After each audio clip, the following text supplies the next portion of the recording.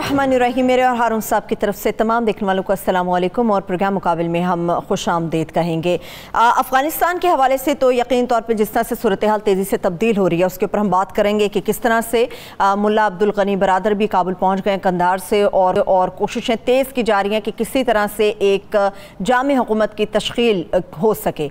मगर इसके साथ साथ तालिबान जो ऐलान कर चुके हैं कि अफ़गानिस्तान के अंदर इस्लामी तर्ज़ हुकूमत भी होगा और शरई क़वानीन का नफाज भी किया जाएगा। नई हुकूमत के क़याम के लिए कोशिशें जो तेज़ की जा रही हैं उसमें कितना फ़ायदा हो सकता है, पाकिस्तान इस वक्त क्या अपना रोल प्ले कर रहा है और ख़ास तौर पे पाकिस्तान का सिफारत खाना बदलती सूरत हाल के ऊपर तफसील से हम बात करेंगे। मगर इंटरनेशनल पॉलिटिक्स के साथ इस मुल्क के अंदर, हमारे मुल्क पाकिस्तान के अंदर क्या हो रहा है ये भी हम जानेंगे हारून साहब से। जिस तरह से गवादर के अंदर चीनी काफ़िले के ऊपर हमला हुआ उसकी वजूहात क्या हैं, क्योंकि एक ही महीने में ये दो वाक़यात हैं। इसके सद्देबाब के लिए क्या किया जा रहा है, इसकी वजूहात क्या बनी ये जानेंगे।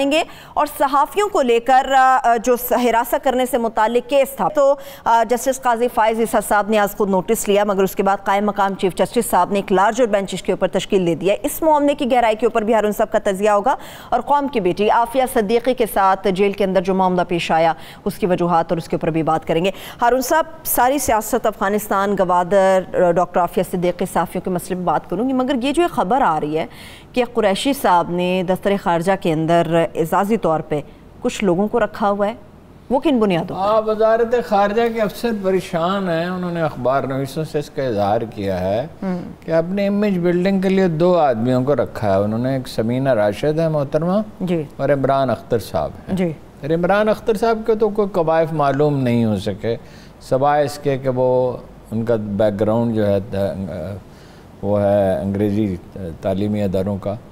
अच्छा। और समीना राशिद जो हैं उनके बारे में बताया गया है कि वो पढ़ी लिखी खातून हैं और अक़वाम मुत्तहिदा के कई प्रोजेक्ट उन्होंने किए हैं माहौलियात, अच्छा, हेल्थ वगैरह से मुतल्लक, और वो अपनी एक पब्लिक रिलेशंस की कंपनी भी चलाती हैं। तो ये लोग जो हैं ये मीटिंगों में शरीक होते हैं और उन्हें दस्तराज समझा जाता है शाह महमूद कुरैशी साहब का। शाह महमूद कुरैशी साहब का मिजाज है कि मुल्तान में कोई मुदाखलत न करे, अफसर मेरी मर्ज़ी के होंगे। ज़िमनी इलेक्शन एक वाक़या बयान करते हैं इमरान खान साहब कि रात को 12 बजे जबकि वो किसी बहुत ज़रूरी काम में मसरूफ़ थे तो दरवाज़े पे किसी ने दस्तक दी। अच्छा। और उन्होंने दरवाज़ा खोला और वो सोने का लिबास पहने हुए थे, मतलब ये है कि ये ट्राउज़र वगैरह लाइट वो तो धारीदार पहनते हैं। तो वो अपना बाहर शाह महमूद साहब खड़े हुए रात के 12 बजे और उनसे कहा कि भाई क्या खैरियत है। तो पहले तो मुलाजिम ने आगे दस्तक दी, सरगोशी की, तो उन्होंने कहा मैं इस वक्त कैसे मिल सकता हूँ, मैं तो सोने लगा हूँ, तो कल बात कर लेंगे। उन्होंने कहा नहीं वो मुसिर हैं। तो उन्होंने कहा कि भाई मैं इसलिए हाज़िर हुआ आपसे ये कहने के लिए कि पार्टी में मेरा उधर वाइस चेयरमैन का होना चाहिए। ये यानी उस ज़माने की बात है जब वो शामिल हुए थे। अच्छा। वो कहते हैं कि मैंने उनसे कहा भाई तुम चेयरमैन बन जाओ, हाँ जी, जो होता चाहिए, और भी कोई मुतालबे हैं सारे तुम्हारे मुतालबे। रात के 12 बजे, मगर रात के 12 बजे आपका अचानक इस तरह आना, 11:30 बजे होंगे, 12 बजे होंगे, late night, this is what he himself told. और ज़िमनी इलेक्शन में भी ये होता था कि जी ओकाड़ा में फ़लाँ को टिकट दे दें। अच्छा। और मतलब बात जो मुल्तान में तो ये भी इस तरह के भी वाक़यात हुए। वो सिकंदर बोसन साहब से उन्होंने कहा आप मेरे घर आएंगे तो टिकट मिलेगा, वरना टिकट नहीं मिलेगा। ठीक है जी। और उनको मिन्नत समाजत करके लाया गया था और खान साहब के ख्वाहिश मर्ज़ी से लाया गया था और वो मतलब उनकी बड़ी अहमियत है पोलिटिकली। तो एक बच्चों की जिद है। जब जावेद हाशमी की शमूलियत का मसला था, जावेद हाशमी साहब ने बाद में जो किया सो किया, तो ये तय पाया था कि वो शामिल होंगे। तो वो जब कराची पहुँचे, कराची में उस दिन जलसा था इमरान खान का। अच्छा। तो इमरान खान साहब उन्हें रिसीव करने के लिए जाएंगे for a gesture of goodwill कि भाई इसकी जावेद हाशमी साहब सीनियर सियासतदान हैं कि इसकी बड़ी अहमियत है और ये बड़ा वाक़या है और बड़ी उसको जितनी मौजू अहमियत है वो दी जाए। तो शाह महमूद जो आंसुओं के साथ रो पड़े कि इसमें मेरी बड़ी बेइज्जती हो जाएगी। तो वो उस पर एक बहुत बलीग तबसरा, अब नाम लेने में कोई हर्ज नहीं है, अपना जहांगीर तरीन साहब ने किया था।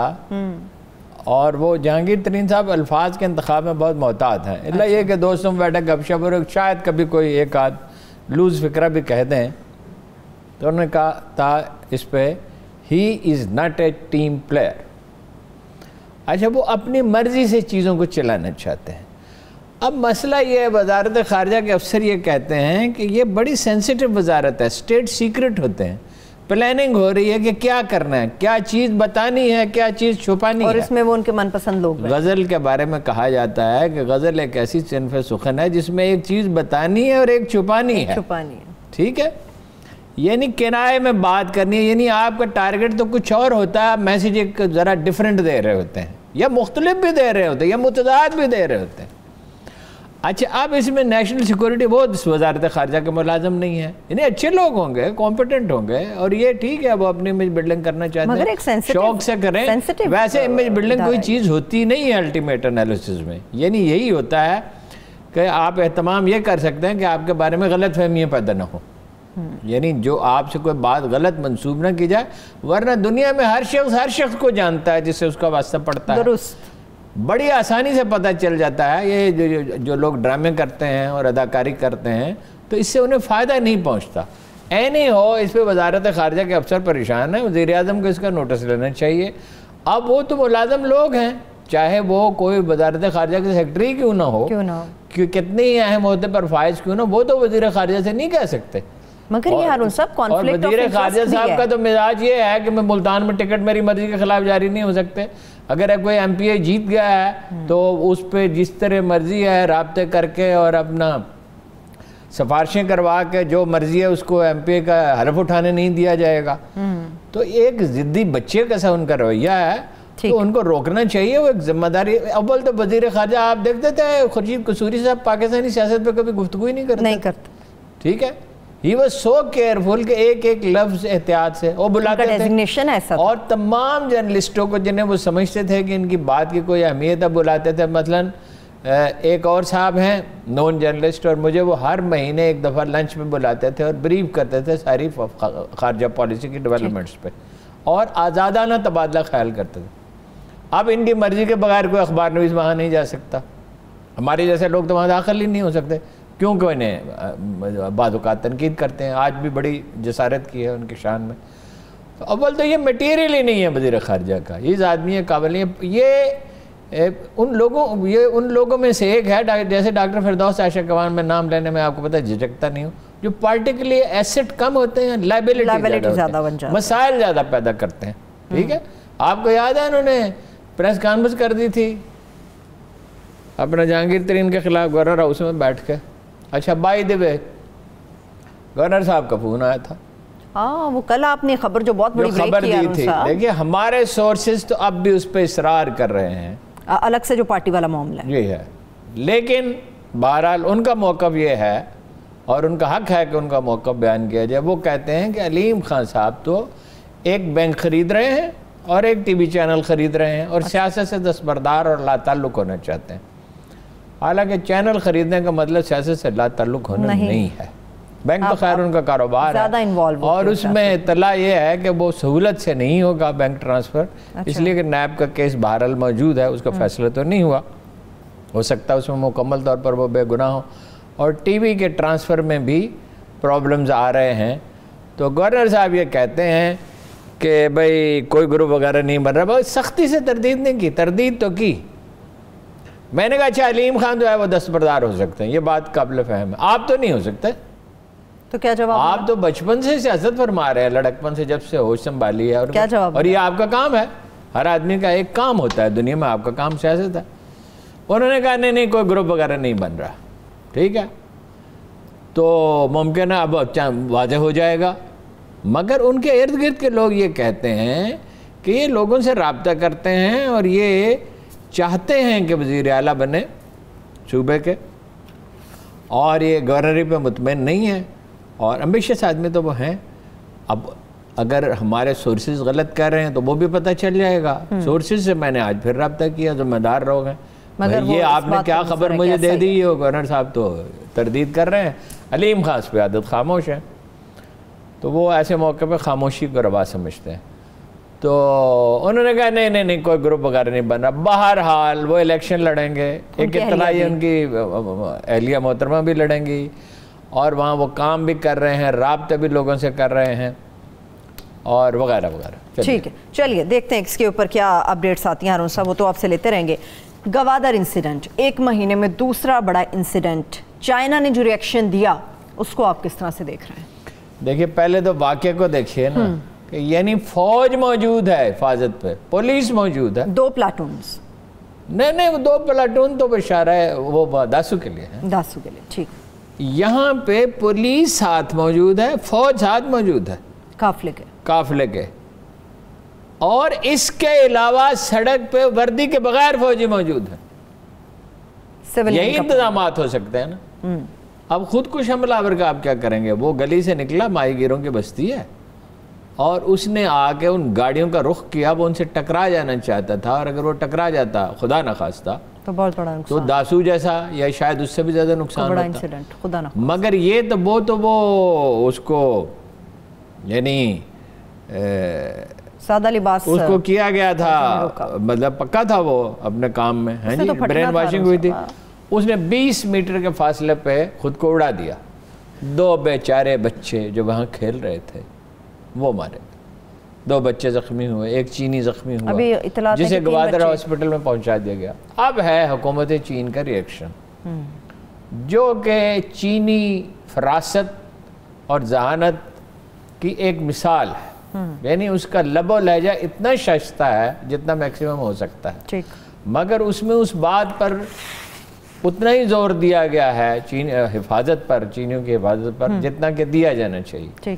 کہ حکومت پاکستان کے تمام اداروں کو یہ اس کا یعنی الفاظ یہ نہیں ہے, نزاکت کا احساس کرنا چاہیے, اور اپنی ذمہ داریاں بطریق احسن پوری کرنی چاہیے, تاکہ دوبارہ ایسا واقعہ نہ ہو. یعنی اس میں لہجے میں تلخی نہیں ہے, اصرار ہے, تلخی نہیں ہے.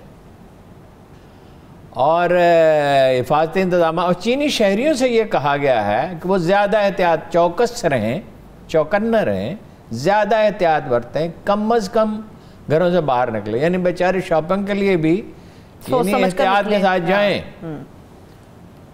دشمن کیا چاہتا ہے؟ دیکھیں ایک حملہ نہیں ہے, 6 حملے ہوئے ہیں. چینی قونصلیٹ پہ حملہ ہوا ہے پچھلے 3 سال میں, 5 سٹار ہوٹل پہ حملہ ہوا ہے, داسو پہ 14 جولائی کو حملہ ہوا ہے, اب یہ حملہ ہوا ہے, اور قونصل خانے پہ حملہ. تو دیکھیے نا, بہت بڑی جسارت, بڑی لمبی چوڑی پلاننگ, مہینوں کی منصوبہ بندی چاہیے ہوتی ہے. جہاں فیصل بابر صاحب پستول لگا کے پہنچ گئے تھے روکنے کے لیے, ہاں جی, تو مہینوں کی منصوبہ بندی چاہیے ہوتی ہے. کس چیز سے تکلیف ہے, کس چیز سے تکلیف ہے اتنی شدید؟ سی پیکس, 1 بیلٹ 1 روڈ, جس کو وہ بیلٹ روڈ اب کہتے ہیں. ٹھیک ہے, یہ دنیا کے 100 سے زیادہ ممالک اس منصوبے کو قبول کر چکے ہیں. اتنا میجر انیشیٹو اقتصادی طور پر گلوبل سطح پر تاریخ انسانی میں کبھی لیا ہی نہیں گیا. اس میں افریقی ممالک ہیں, اس میں یورپی ممالک ہیں, اس میں سینٹرل ایشیا کے ممالک ہیں, اس میں یعنی مڈل ایسٹ کے ممالک ہیں. اب یہ اتنا بڑا چیلنج ہے کہ سمجھ میں نہیں آ رہا. انڈیا تو اعلانیہ اس کا مخالف ہے, ان کے خیال میں تو گلگت بلتستان جو ہے وہ کشمیر انڈیا کا حصہ ہے, بلکہ یہ لاہور بھی انڈیا کا حصہ ہے. اگر ان کا موقع, گاندھی جی نے کہا تھا انڈیا بامیان تک ہے, وزیرستان کی سرحد پہ کہا یار, اور یہ بھی کثر نفس, یہ ساری دنیا ان کی ہے, وہ مالک ہیں اس دنیا کے, ہاں جی, ٹھیک ہے نا.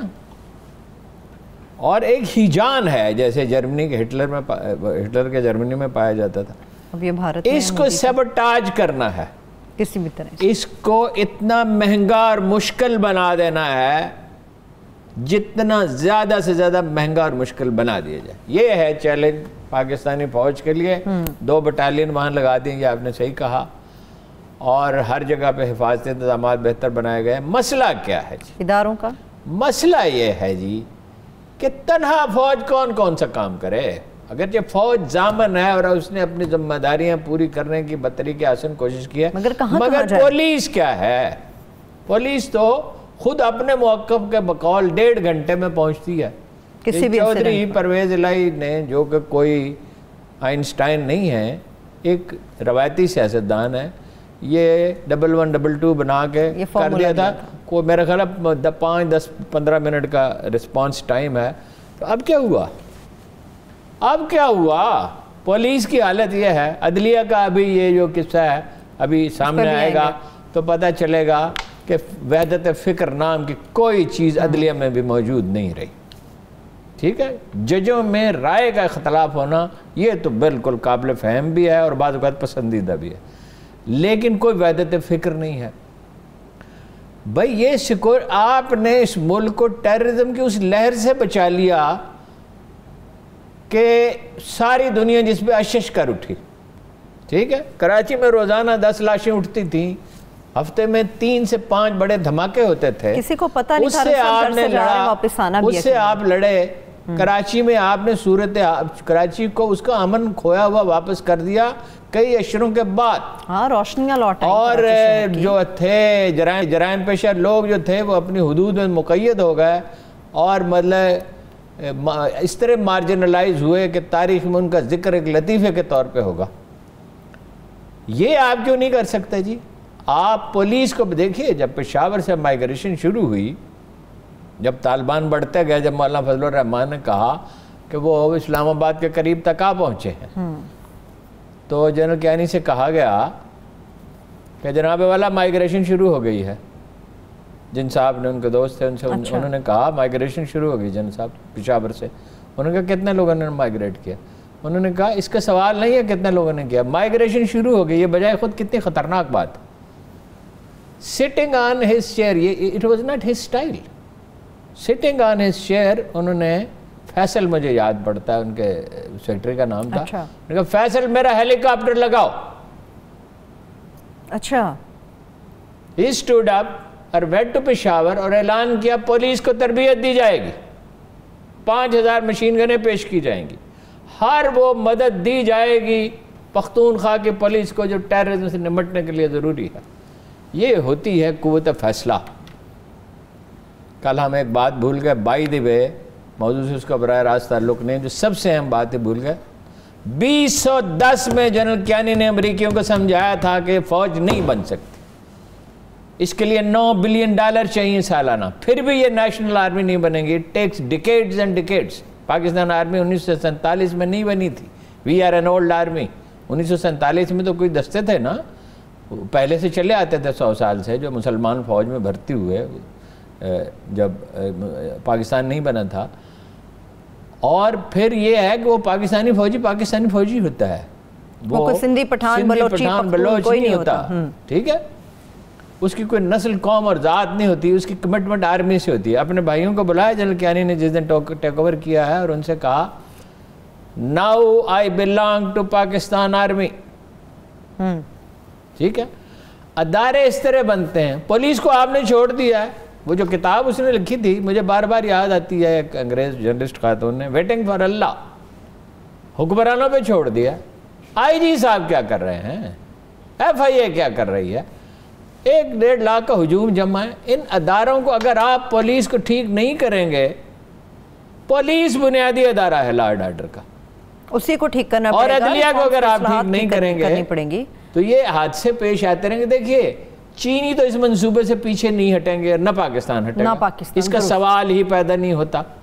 ٹھیک ہے، اور دنیا جو ہے وہ امریکا اینڈ کمپنی وہ تو ہے انڈیا کے ساتھ، اس لیے کہ وہ بڑی مارکیٹ ہے، اس لیے کہ انہیں پالیسی ٹاپ پرائرٹی کیا ہے ان کے پالیسیوں میں، ترجیح اول کیا ہے، چین کو روکنا ہے، اٹینشنز کو ڈائیورٹ کرنا ہے. چین کو تو نہیں روک سکتا اور پاکستان کو بھی نہیں روکا. دریا وقت کے دائرے کو نہ کبھی کوئی روک سکا ہے جس طرف اس نے جانا ہے.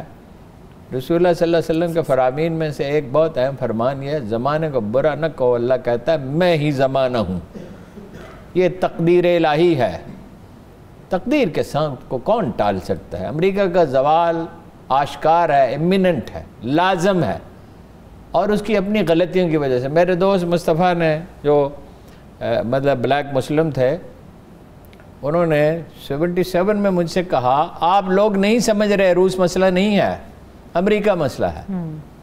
اور 3 باتیں انہوں نے کہی تھی. امریکہ کی مزاج میں، اس کے خمیر میں بلڈ شیڈ ہے، سلیوری ہے اور گاڈ لیسنس ہے، الحاد ہے، خون ریزی ہے، اور لوگوں کو غلام بنانا ہے.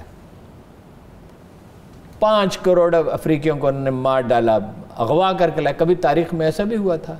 5 करोड़ रेड इंडियंस को मार डाला, एटम बम गिराए। अमेरिका के साथ हम नहीं चल सकते। ये बात जितनी जल्दी इस्टेब्लिशमेंट समझ ले और सियासी पार्टियां समझ ले, अभी तक तो लोग समझते हैं कि अमेरिका का हुक्म चलता है। अमेरिका जो है सुपर पावर नहीं, अल्लाह ताला ही समझते हैं उसको। वो तकदीरों का तयन करता है, ठीक, वो एनजीओज़ को पैसे देता है, वो दानिश्वर पालता है, वो फिक्री रहनुमाई फराहम करता है। लेकिन ये इस वाक़े से ये ज़ाहिर है, इन सब वाक़यात से ये ज़ाहिर है कि उसके साथ हम नहीं चलते। ठीक है, लेकिन हारून साहब, जो 5000 और उससे कहीं ज़्यादा कैदी रिहा किए गए अफ़गानिस्तान से, उनका कितना कंट्रीब्यूशन होगा? पाकिस्तान के अंदर भी डिस्टर्बेंस क्रिएट हो सकती है। कल हमने मौलवी फ़कीर हुसैन की बात की, आज और भी कई नाम है। देखिए, दासू के वाक़े में फुटप्रिंट्स मिले हैं। वो जो तहरीक है तुर्कमानिस्तान की, क्या उसका नाम क्या? अच्छा, और चीनियों ने बात की है उनसे, पाकिस्तान ने तो उनके ख़िलाफ़ कार्रवाई की वज़ीरिस्तान में और उनके ठिकाने तबाह कर दिए और वो चले गए अफ़गानिस्तान बचे खुचे। चीनियों ने बात की है उनसे, जब तालिबान का वफद वहाँ गया तब भी बात की है, वैसे भी बात की, उन्होंने यकीन दहानी भी कराई है। ठीक है, फ़कीर हुसैन साहब ने, फ़कीर हुसैन नहीं सिर्फ, ज़रक़ावी महसूद है और लोग हैं। 7-8 से 5000 टेररिस्ट अफगानिस्तान में मौजूद हैं टीटीपी के। अब यहाँ लोग हमें एक बात समझाने की कोशिश करते हैं, इनका कोई ताल्लुक नहीं तालिबान से। ताल्लुक कैसे नहीं है इनका? ये मौलवी मुल्ला हैबतुल्लाह को अपना लीडर मानते हैं, उसी फिक्र की बात करते हैं, वही मेथड्स हैं। फ़र्क ये है कि जो तालिबान अफ़गानिस्तान में लड़ रहे थे वो तो अपनी आज़ादी के लिए लड़ रहे थे, उनका पूरा हक था बैनुल-अक़वामी कानून के तहत, दुनिया के हर उसूल के तहत। न सिर्फ वो बरहक थे बल्कि काबिल फ़ख्र उनकी जद्दोजहद थी।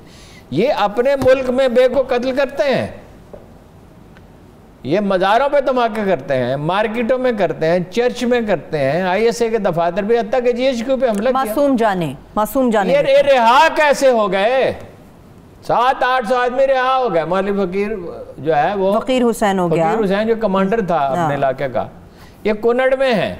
ये 2013 में गिरफ्तार हुआ था, इसको अफगान फोर्सेस ने गिरफ्तार किया था और इसको रिहा कर दिया है। और हमें लोग, दाना लोग, बड़े बुजुर्ग मेरे ये समझा रहे हैं इनका कोई ताल्लुक नहीं भाई, इनके खिलाफ तो कार्रवाई होनी चाहिए, इनको पकड़ के पाकिस्तान के हवाले करें, वरना टेररिज्म की एक और लहर आएगी। और जाहिर है इनके अंदर, अल्लाह न करे, इनके अंदर इंडिया की पेनिट्रेशन है, इनके अंदर इंडिया की पेनिट्रेशन है। ये तो मासूमों को कत्ल करते हैं। ये नहीं रावलपिंडी की मस्जिद में धमाका कर दिया, दाता दरबार में कर दिया, क्या अब्दुल्ला गाजी के मज़ार में कर दिया। ये ऐसे कातिल असफल साफिलीन हैं कि जिसकी कोई मिसाल नहीं है। सही। और उन उलमाए कराम की खिदमत में क्या अर्ज किया जाए जो कहते हैं कि ये फतेह मक्का है। चलिए ब्रेक की तरफ चलते हैं, एक छोटी सी ब्रेक से वापस आएंगे तो अफगानिस्तान से मुतालिक बात चल रही है, अफगानिस्तान की ताज़ा सूरत हाल और वहाँ की सियासत के हवाले से भी आपके साथ शेयर करेंगे। Stay with us.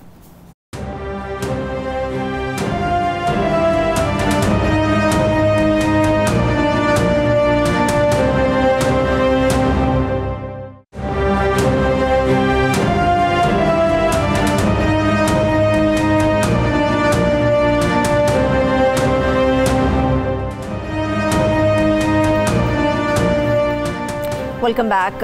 हारून साहब, अफगानिस्तान के अंदर की सूरत हाल की हम हमेशा बात करते हैं, आज भी करेंगे, मगर बाइडन का फैसला और अमरीकी अवाम, वहाँ पर कैसी आवाज़ें उठ रही हैं इस फैसले के बाद जो बाइडन ने जो कुछ भी किया? सबसे बड़ा इशू तो ये बना हुआ ना, बाइडन की मजम्मत हो रही है कि उसने अच्छा प्लान नहीं बनाया, और जाहिर है अच्छा प्लान नहीं बनाया।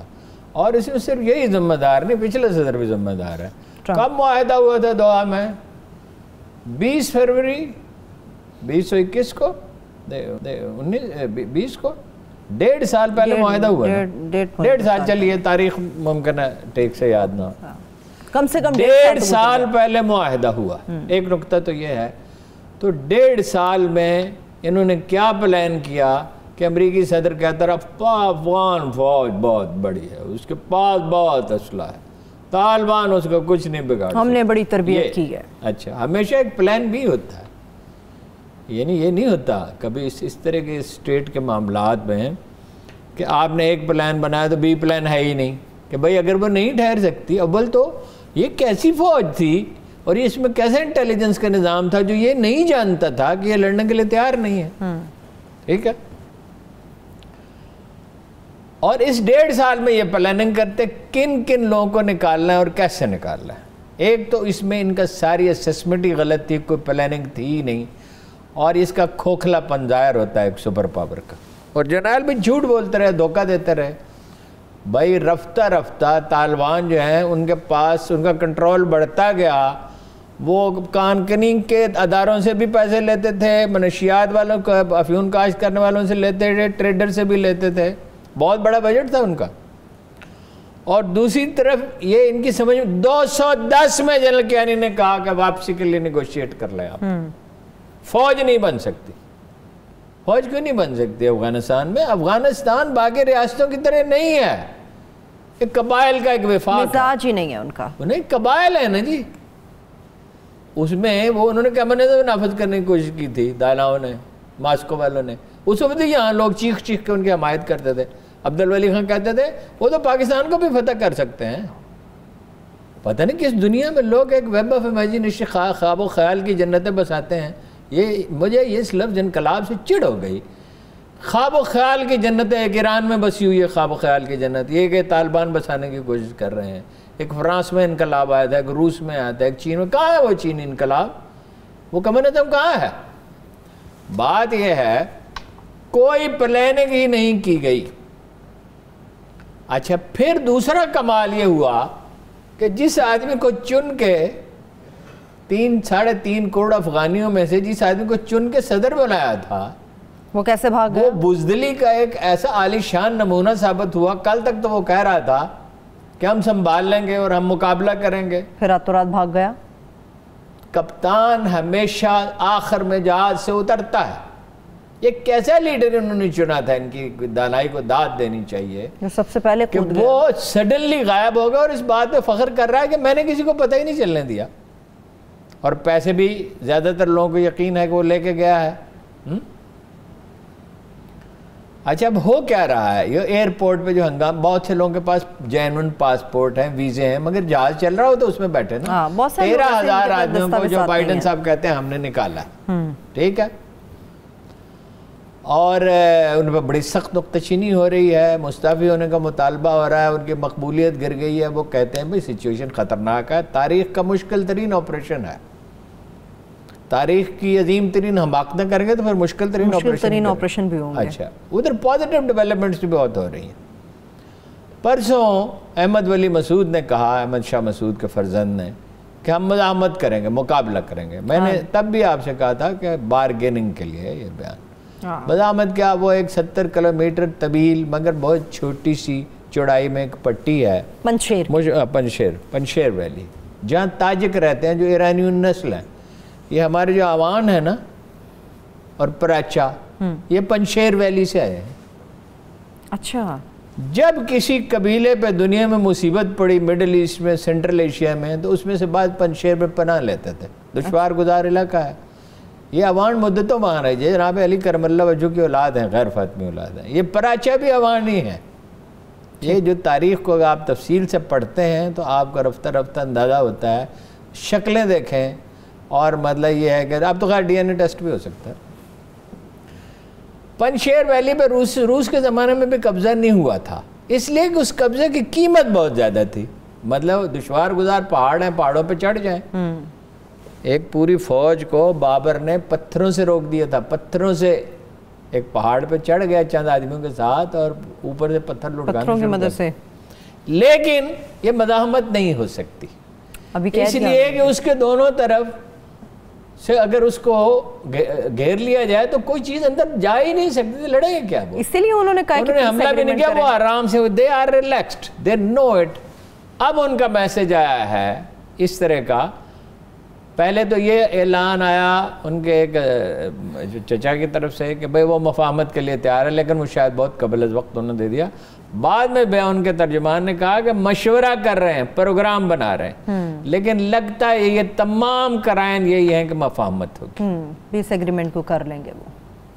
اور دوسری طرف یہ ہے کہ ملا عبدالغنی برادر پہنچ گئے وہاں کابل میں، اور ہمارے آئیسے کے سربراہ وہاں پہنچ گئے، جن کے سامنے سب سے اہم ایجنڈا ٹی ٹی پی ہے، تحریک طالبان پاکستان، جو بھارتیوں کے ساتھ جس کے مراسم ہیں، اور وہ اپنا دہشت گردی کا کوئی سلسلہ شروع کرنے کا عزم و ارادہ رکھتے ہیں، اور مولوی فقیر حسین کل مبارکبادی تمام جہادی گروپوں کو، جس میں بیشتر فسادی گروپ ہے۔ طالبان جو افغانستان کے طالبان ہیں وہ تو جہادی گروپ ہے، انہوں نے اپنے وطن کی آزادی کی جنگ لڑی ہے، مگر کچھ فسادی گروپ ہیں، داعش ہے، القاعدہ ہے، جو بے گناہوں کو قتل کرتے ہیں۔ مولوی فقیر حسین کے ایمن الظواہری سے مراسم تھے بڑے قریبی، پھر اختلافات ہوئے، پھر انہوں نے طالبان کے نام سے پتہ نہیں افغان طالبان کیا نام سے الگ تنظیم بنائی، پھر پکڑے گئے۔ اب ان کو کیوں چھوڑ دیا گیا ہے ان کو؟ اچھا یہ وہاں پہنچے، شاہ محمود قریشی بھی کابل جا رہے ہیں، یعنی کہ کوئی بڑی ڈیولپمنٹ ہو سکتی ہے۔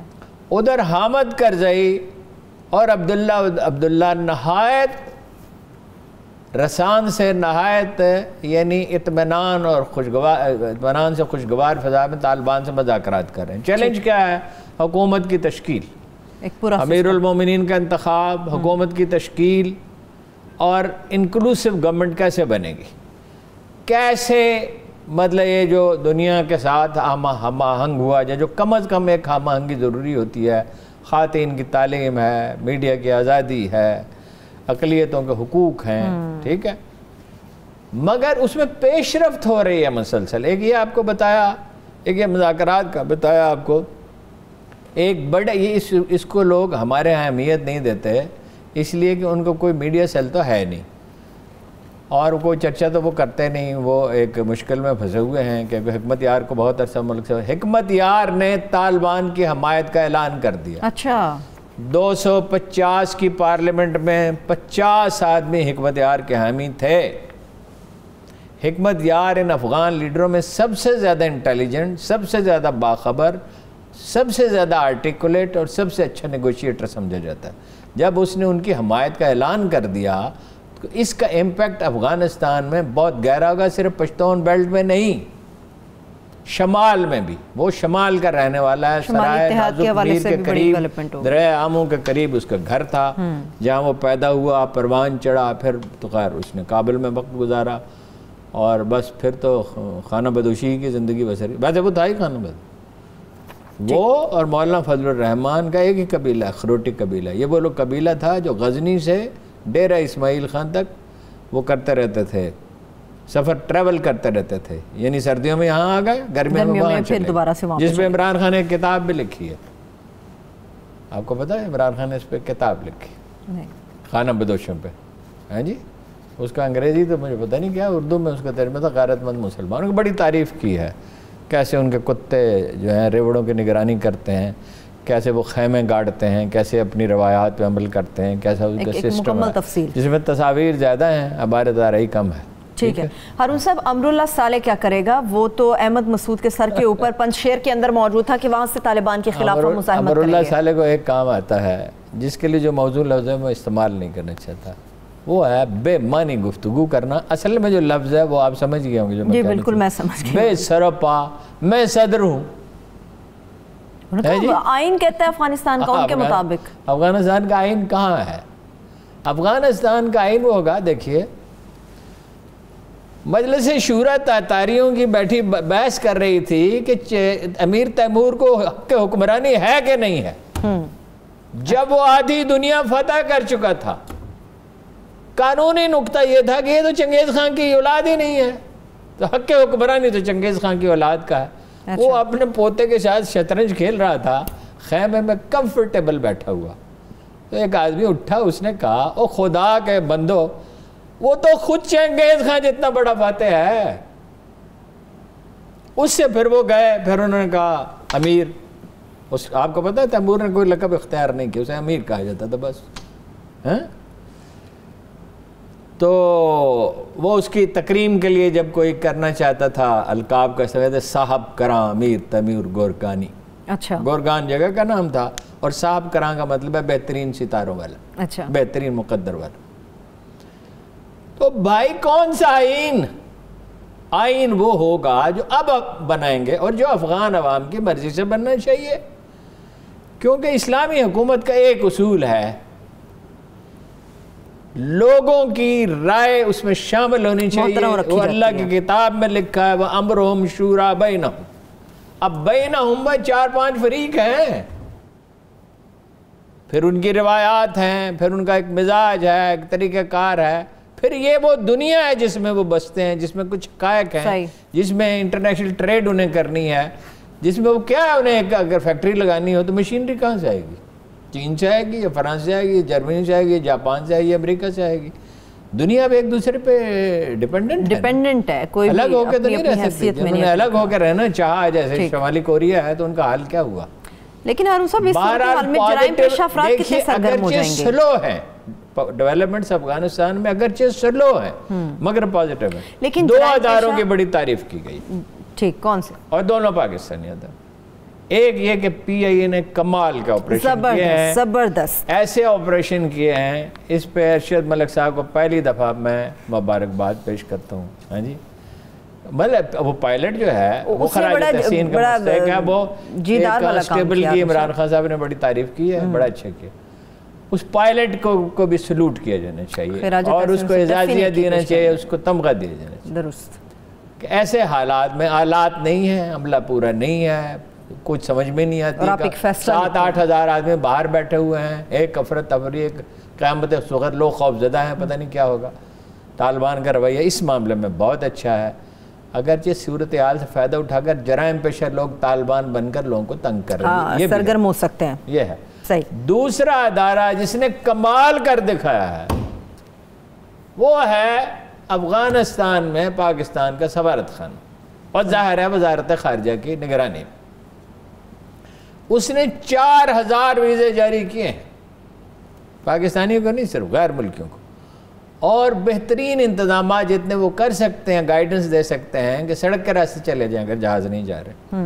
اخبار نویسوں کو، کسی بھی غیر ملکی کو جو وہاں گیا ہے اس کے ساتھ نہایت عمدہ اچھا سلوک کیا گیا، اس کے وقار کا خیال رکھا گیا، کم از کم اس کا کام نمٹایا گیا۔ مجھے اس پر واقعہ یاد ہے، میں ناروے کے کیپٹل میں تھا تو میں نے ایسے ہی سرسری طور پر پی آئی اے کے مینیجر سے پوچھا، اس بیچارے نے میرے لیے، اسے پتہ چلا کہ میں وہاں ہوں اور گواچا ہوا ہوں، ہاں جی، وہ میں تنہا ہوتا تو میرے لیے سفر کرنا بڑا مشکل ہوتا ہے، تو اس نے مجھے میسیج بھیجا اور دفتر کھولا اور مجھے بلایا، اگر کہا وقت ختم ہو چکا ہے لیکن آپ میرے دفتر میں آ جائیں۔ اچھا، تو میں نے اسے روی میں ایک سوال پوچھا کہ ہمارے لوگوں کی کارکردگی کیسی ہے؟ دنیا بھر کے جہاز وہاں اترتے ہیں، ساری دنیا سے ٹورسٹ آتے ہیں۔ اس نے کہا ٹوائس ایز بیٹر۔ میں نے کہا آپ کیا کہہ رہے ہیں؟ اس نے کہا اگر فرانسیسی ایئر لائن ہو یا ناروے کی ہو یا سویڈن کی ہو یا جرمنی کی ہو، اور اگر کوئی مسافر اس سے کہے جلدی کرو ٹکٹ جاری کرنے والے سے، تو وہ کہتا ہے don't try to put pressure on me. ہمارا آدمی یہ کبھی نہیں کہتا اور دگنی رفتار سے کام کرتا ہے۔ جب ہم کام کرنا چاہتے ہیں، جب ہم ایک سسٹم کے تحت ہوتے ہیں، جب ہم دبئی میں ہوتے ہیں، جب ہم ریاض میں ہوتے ہیں، جب ہم نیو یارک میں ہوتے ہیں، جب ہم لندن میں ہوتے ہیں، تو ہمارے لوگ کاروبار بھی اچھا کرتے ہیں، ڈسپلن کی بھی پابندی کرتے ہیں۔ اگر اس میں جو کوئی سائنسدان ہے، ان کی پرفارمنس، میں نے ایک ایسے سائنسدان کو دیکھا جس کو برطانیہ کے ممتاز ترین سائنسدانوں میں سمجھے، ڈاکٹر قدیر صاحب کے ہاں وہ بیٹھے تھے، ڈاکٹر صاحب ان سے مذاق کر رہے تھے، تو انہوں نے کہا کہ یہ زلزلہ پیمائی میں دنیا کا یہ ٹاپ کے چند سسٹم چاہیے، سسٹم جب آ پڑتی ہے سر پہ ہم بہترین پرفارمنس دیتے ہیں۔ ایک بریک لینی ہے ہارون صاحب، بریک سے پہلے ایک چھوٹا سا جملہ صرف مجھے افغانستان سے اوپر چاہیے۔ تجارت کیا بند ہے یا پھر چل رہی ہے اس وقت بارڈرز کے تورخم کا اور چمن کے حوالے سے؟ تورخم اور چمن سے آپ نے بہت اچھا کہ یاد دلایا، تجارت بحال ہو گئی ہے اور آنے والے برسوں میں یہ تجارت بڑھتی چلی جائے گی، اس لیے کہ اب گوادر اور کراچی ہی ایئرپورٹ ہے، وہ بندرگاہیں ہیں، اب اس کا آبویسلی ایران کا کم ہو گیا، وہ انڈیا کے انفلوئنس میں ایران کے راستے تجارت تھی، ہماری بڑھنے کے بعد کم ہو گئی تھی، اب یہ تجارت بڑھے گی انشاءاللہ۔ اور ویسے تو مدعا یہ ہے کہ خاردار تار لگا دی گئی ہے، وہ سمگلنگ بھی کم ہو جائے گی، اور اگر یہ سول اداروں پہ اللہ تعالیٰ ان کو عقل سلیم عطا کرے حکومت کو کہ پولیس اور عدلیہ کو بہتر بنائیں اور ریل کو بہتر بنائیں. ریل کا میں آپ کو اپنا تازہ ترین تجربہ بتا دوں. میں نے کوئی عرض نہیں, ایک فکر ہے. میں ریلوے میں آ رہا تھا تو ریلوے کے ایک سینئر افسر نے 2 دفعہ مجھ سے کہا کہ آپ ہمارے مہمان ہیں, آپ کو ٹکٹ خریدنے کی ضرورت نہیں. آپ نے خریدا یا نہیں خریدا, چلے میں پھر پوچھ لوں گی علیحدگی میں آپ سے. بریک کی طرف چلتے ہیں, ابھی بریک کی طرف چلتے ہیں. جب ہم بریک سے واپس آئیں گے تو عدلیہ کی ہارون صاحب نے بات کی جو صحافیوں کو ہراساں کرنے کے حوالے سے جو از خود نوٹس لیا گیا اور پھر اس کے اوپر لارج بینچ تشکیل دیا گیا, اس کے اوپر تفصیل سے بات کریں گے. اور عافیہ صدیقی پر جو جیل میں حملہ ہوا اس کی وجوہات کیا ہیں, اسٹے ود اس.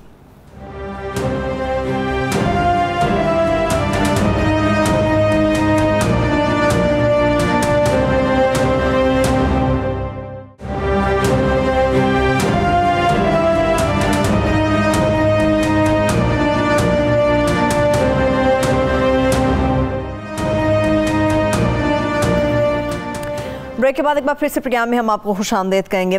ہارون صاحب, صحافیوں کو ہراساں کیے جانے والے معاملے کے اوپر یہ کیا ہوا؟ ججوں میں اختلاف رائے کا ہونا تو ایک فطری بات ہے. کوئی جو بھی کیس پیش ہوتا ہے بہت سے مقدمات میں اکثر میں ہی ہوتا ہے, کچھ ججوں کی رائے ایک ہوتی ہے, کچھ ججوں کی رائے دوسری مختلف ہو سکتی ہے. ٹھیک ہے, اس لیے اس طرح کی کسی وحدت فکر کا تو مطالبہ عدلیہ سے نہیں کیا جا سکتا کہ سارے جج جو ہیں وہ ایک ہی نقطہ نظر اور ایک ہی رویہ اختیار کر لیں. لیکن یہ تعجب خیز ہے کہ سو موٹو از خود نوٹس لینا چیف جسٹس کا کام ہے, اور قاضی فائز عیسی صاحب نے وہ ہی از ون آف دا ججز, تو انہوں نے وہ اس کا نوٹس بھی لے لیا. اب آپ کو چاہیے تھا, میرے ذہن میں نہیں ہے, اور مجھے بھی چاہیے تھا کہ کسی وکیل کو, ممتاز وکیل کو, جناب اعتزاز حسن سے بات کرتے کہ کوشش کر لیتے ہیں. بڑے صاحب کوشش کریں اگر کوئی ایسا قانون دان ہو جس کی رائے معتبر ہو تو وہ بہتر رائے دے سکتے ہیں. لیکن تعجب خیز بہت ہے اس پہ. پھر چونکہ چیف جسٹس تو نہیں ہیں, بیرون ملک ہیں, عطا بندیال صاحب نے لارجر بینچ بنا دیا. اب انہوں نے تاریخ رکھی تھی 16 اگست کی, یعنی جمعرات کے دن, تو انہوں نے پیر کے دن ہی اس کی سماعت کا مقرر کر دیا کہ اس کا اپنا لارجر بینچ بنا دیا, وہ فیصلہ کرے گا. صورتحال یہ ہے کہ ایک تو مسئلہ ہے صحافیوں کو ہراساں کرنے کا, ہیں جی, کہ کیا انہیں ہراساں کیا گیا ہے, کیا وہ خطا کار تھے, نہیں تھے, اور ان سے پوچھ گچھ کی جانی چاہیے تھی, یہ نہیں کی جانی چاہیے تھی, اور کی جانی چاہیے تھی تو کس طرح کی جانی چاہیے تھی, کسے کرنی چاہیے, اس کے آداب کیا ہیں. اور دوسرا سوال ہے میڈیا کی آزادی کا, جو یہ اتھارٹی بنائی جا رہی ہے, اس کو اے پی این ایس نے مسترد کر دیا ہے, اس کو سی پی این ای نے مسترد کر دیا, اس کو فیڈرل یونین آف جرنلسٹ کو مسترد, اس کو صحافی برادری نے مسترد کر دیا. صحافی برادری اندیشوں کا شکار ہے, اور اندیشوں میں وہ اس لیے حق بجانب ہے کہ ٹریک ریکارڈ اچھا نہیں اس حکومت کا. یہ بجائے مکالمہ کرنے کے اور بجائے معاملات کو سمجھ کر آگے بڑھنے کے, اس نے دباؤ کا حربہ استعمال کیا. یہ عمران خان صاحب کی اپنی اپروچ بھی ہے, ان کے وزرائے اطلاعات کے بھی اکثر یہی اپروچ رہی ہے. میرا خیال ہے شبلی فراز صاحب کا رویہ تھوڑا سا مختلف تھا. جب آپ سمجھتے ہی نہیں ہیں کہ یہ میڈیا ہے کیا, یہ کس طرح کام کرتا ہے, یہ صحیح نہیں ہے کہ میڈیا بالکل ٹھیک کر رہا ہے. مثلاً کچھ کام اچھے بھی ہو رہے ہیں, گورننس ٹھیک نہیں ہے, پولیس ٹھیک نہیں ہے, عدلیہ ٹھیک نہیں ہے, ایف بی آر ٹھیک نہیں ہے, حکومت کی ترجیحات نادرست ہیں, لیکن حکومت نے شجرکاری کی ہے. حکومت نے کرونا کے خلاف ایسی جنگ لڑی ہے کہ ساری دنیا اسے داد دے رہی ہے. حکومت نے ہیلتھ کارڈ جاری کیے ہیں. حکومت جو ہے کامیاب پروگرام کے تحت دنیا کے تھرڈ ملک, کسی تھرڈ ورلڈ میں مثال نہیں ملتی کہ 1600 روپے کے غیر سودی قرضے جاری کر رہی ہے, مکانوں کی تعمیر میں وہ اپنا مدد دے رہی ہے, اور معیشت کو بحال کر رہی ہے کرونا کے باوجود. جی, اور کرونا کے خلاف جو جنگ لڑی ہے, میں نے آج ایک خاندان کی کہانی سنی اور میں دنگ رہ گیا. وہ کہتے ہیں ہم وہاں پہنچے ایکسپو, 4 منٹ کے بعد وہ کہتے ہیں اندازہ 4 منٹ ہو سکتے ہیں 5 منٹ لگ گئے, ہم سارا پروسیس سے فارغ ہو کے واپس آ چکے تھے. وہاں گئے, ان کو دکھایا یہ شناختی کارڈ, یہ پہلی ڈوز کا سرٹیفکیٹ کی رسید, اور انہوں نے فوراً ایک صاحب تھے ان کو نمٹایا, اور اس کو دیکھا, اس کو فیڈ کیا, اور ان کو جناب وہ ڈاکومنٹ بنا کے دیا, اور دوسری کہا کہ وہاں شریف لے جائیں, وہاں یہ جو آپ کو لگائی گئی ہے ویکسین یہ وہاں لگ رہی ہے، وہاں ایک صاحب موجود ہے۔ اچھا، کچھ اس کے مثبت پہلو ہیں۔ جرنلزم میں مسئلہ یہ ہو گیا ہے، حکومت کے بارے میں تو میں نے عرض کیا کہ اس کی ترجیحات ٹھیک نہیں، گورننس ٹھیک نہیں ہے، ٹیم ٹھیک نہیں ہے، مطلب عثمان بزدار جیسا آدمی وزیر اعلیٰ ہے، وزراء کا انتخاب بھی پور ہے، اور بھی بہت سے۔ لیکن ایک بڑا اہم نقطہ ہے، آزادی ہمیشہ احساس ذمہ داری کے ساتھ ہوتی ہے، کوئی شبہ نہیں۔ آپ صرف ایک نیگیٹو صرف تنقید کریں، پھر تنقید آپ کریں، حکومت پہ کریں، اسٹیبلشمنٹ پہ بھی کریں، اور بعض اوقات تو بہت ضروری ہوتا ہے، اگر یہ نہ ہو تو پھر میڈیا کی ضرورت کیا ہے؟ لیکن اس میں ایک احساس ڈسپلن اور آزادی ایک ساتھ ہوتی ہیں۔ اب ایک اخبار میں فرض کیجیے، میں ان دو اخبار میں کی ذکر نہیں کر رہا، کسی جرم کا مرتکب ہوتا ہے، افواہ پھیلاتا ہے، ٹھیک، پینک پھیلاتا ہے، یا این جی اوز ہیں جو امریکہ کے لیے کام کر رہی ہیں، یا ایک سنی سنائی افواہ کو آگے بڑھا دیتا ہے، یا یہ تاثر دیتا ہے کہ وہ یہ ایک ناکام سٹیٹ ہے، جیسے بعض لوگ کہتے ہیں مذہب کے تو ریاست بن ہی نہیں سکتی، بن کیوں نہیں سکتی؟ بنی ہے اور چل رہی ہے اور چلتی رہے گی۔ لاسٹ 2 منٹس ہیں، ٹھیک ہے، تو بہرحال وہ جو فیصلہ آئے گا لارجر بینک کا، میرا خیال ہے وہ مشعل راہ ہوگا ہمارے لیے بھی، ہوگ نہیں تو ہونا چاہیے، ایسا فیصلہ آنا چاہیے، ہمیں بھی معلوم ہو ہماری حدود کیا ہیں، اور حکومت کو بھی معلوم ہو کہ اس کی حدود کیا ہیں، اسے کیا کرنا چاہیے اور کیا نہیں کرنا چاہیے۔ لاسٹ 30 سیکنڈز ہے، عافیہ صدیقی ہارون صاحب تھی، لیکن اس پہ تفصیل دیکھیے اس پہ جی وہ فوزیہ صدیقی کہتی ہیں کہ ہمیں ان کے خط بھی ملتے تھے، پیغامات بھی ملتے تھے، یہ عجیب حکومت آئی ہے، وہ خط لکھتی ہیں اور یہاں نہیں پہنچتے، وہ میسیج دیتی ہیں اور یہاں نہیں پہنچتے، وہ قید تنہائی میں یہ ہو ہی نہیں سکتا کہ جیل کی انتظامیہ کی مرضی کے بغیر قید تنہائی میں قیدی ہو اور کوئی جائے اور اس کے منہ پہ گرم کافی کا کپ پھینک دے۔ اور وزارت خارجہ کا رویہ سرد مہری کا ہے جو افسوسناک ہے۔ اس وقت عمران خان صاحب بہت شور مچایا کرتے تھے اور بڑی جناب پریس کانفرنسیں کرتے تھے، عوام کی بیٹیاں واپس لے کے آئیں گے، اور آج وہ کہتی ہیں کہ پچھلی حکومتوں میں تھوڑی بہت بات سنی جاتی ہے، آج ہماری بات ہی نہیں سنی۔ چلیے اس پہ پھر بات کریں گے۔ تھینک یو سو مچ ہارون صاحب۔ شرمناک ہے امریکہ کے لیے کہ عورتوں کے حقوق کے لمبردار ہیں اور ایک خاتون کے ساتھ یہ برتاؤ کیا جا رہا ہے جیل میں۔ بہت شکریہ، تھینک یو سو مچ، دیکھنے والوں کو شکریہ، اجازت دیجیے، اللہ حافظ۔